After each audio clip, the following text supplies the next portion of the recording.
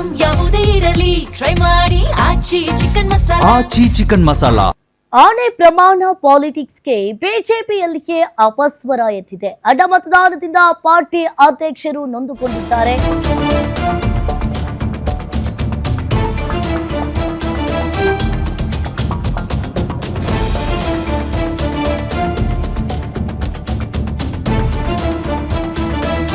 ಆನೆ ಪ್ರಮಾಣ ಪಾಲಿಟಿಕ್ಸ್ಗೆ ಬಿಜೆಪಿಯಲ್ಲಿಯೇ ಅಪಸ್ವರ ಎದ್ದಿದೆ.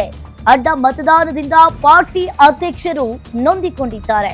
ವಿಜೇಂದ್ರ ಅವರ ಮನಸ್ಸಿನ ನೋವು ಅರ್ಥವಾಗುತ್ತದೆ. ಇದೇ ವಿಚಾರದಲ್ಲಿ ಧರ್ಮಸ್ಥಳವನ್ನ ಎಳೆಯೋದು ಬೇಡ ಅಂತ ಹೇಳಿದ್ದೇನೆ. ಹುಬ್ಬಳ್ಳಿಯಲ್ಲಿ ಕೇಂದ್ರ ಸಚಿವ ಪ್ರಹ್ಲಾದ್ ಜೋಶಿ ಈ ರೀತಿಯಾಗಿ ಹೇಳಿಕೆಯನ್ನ ನೀಡಿದ್ದಾರೆ. ಇನ್ನು ಅಡ್ಡ ಮತದಾನ ವಿಚಾರವನ್ನ ಪಕ್ಷ ಗಂಭೀರವಾಗಿ ಇಲ್ಲಿ ಪರಿಗಣಿಸಿದೆ. ಅಡ್ಡ ಮತದಾನದ ಬಗ್ಗೆ ಪರಿಶೀಲನೆ ಸಮಿತಿ ರಚನೆಯನ್ನ ಮಾಡ್ತೀವಿ ಅಂತ ಹೇಳಿ ಪ್ರಹ್ಲಾದ್ ಜೋಶಿ ಅವರು ಹೇಳಿರುವಂತದ್ದು. ಆದ್ರೆ ಆಣೆ ಪ್ರಮಾಣದ ಬಗ್ಗೆ ನಮ್ಮ ರಾಜ್ಯದ ಅಧ್ಯಕ್ಷರು ಬಹಳ ಮನನೊಂದು ಆ ಮಾತನ್ನ ಹೇಳಿದ್ದಾರೆ. ನಾನು ರಾಜ್ಯ ಅಧ್ಯಕ್ಷರಿಗೂ ಫೋನ್ ಮುಖಾಂತರ ವಿನಂತಿ ಮಾಡಿದ್ದೇನೆ. ಧರ್ಮಸ್ಥಳ ಒಂದು ಅತ್ಯಂತ ಪವಿತ್ರವಾದಂತಹ ಕ್ಷೇತ್ರ. ಧರ್ಮಸ್ಥಳ ಭಕ್ತರ ಒಂದು ಶ್ರದ್ಧಾ ಕೇಂದ್ರ.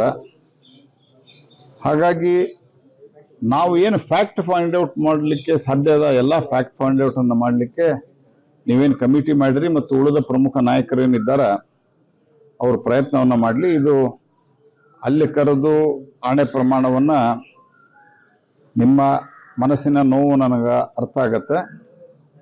ಅಲ್ಪ ಅವರ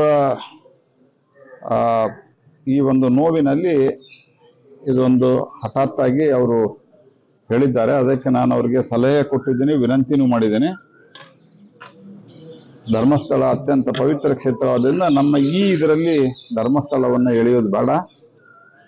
ನಾವು ಅದನ್ನು ಫೈಂಡ್ ಔಟ್ ಮಾಡೋಣ. ಫೈಂಡ್ ಔಟ್ ಮಾಡಿ ಪತ್ತೆ ಹಚ್ಚಿ ಇವತ್ತಿನ ನಾಳೆ ಪತ್ತೆ ಹಚ್ಚದ. ಅಕಸ್ಮಾತ್ ಈ ಕಮಿಟಿಯವರಿಗೂ ಇಮಿಡಿಯೇಟ್ ಪತ್ತೆ ಹಚ್ಚಲಿಕ್ಕಾಗಿಲ್ಲ ಅಂದ್ರೆ ಒಂದು ಸ್ವಲ್ಪ ದಿವಸದಾಗ ಗೊತ್ತಾಗತ್ತೆ. ಅವಾಗ ನಾವು ಮುಂದಿನ ದಿವಸದಲ್ಲಿ ಅವ್ರಿಗೇನು ಕ್ರಮ ಅಥವಾ ಪಾಠವನ್ನ ಸೂಕ್ತ ಸಂದರ್ಭದಲ್ಲಿ ಕಲಿಸ್ಬೇಕು ಅದನ್ನು ಕಲಿಸೋಣ. ನಿಮ್ಮ ಮನಸ್ಸಿನ ನೋವು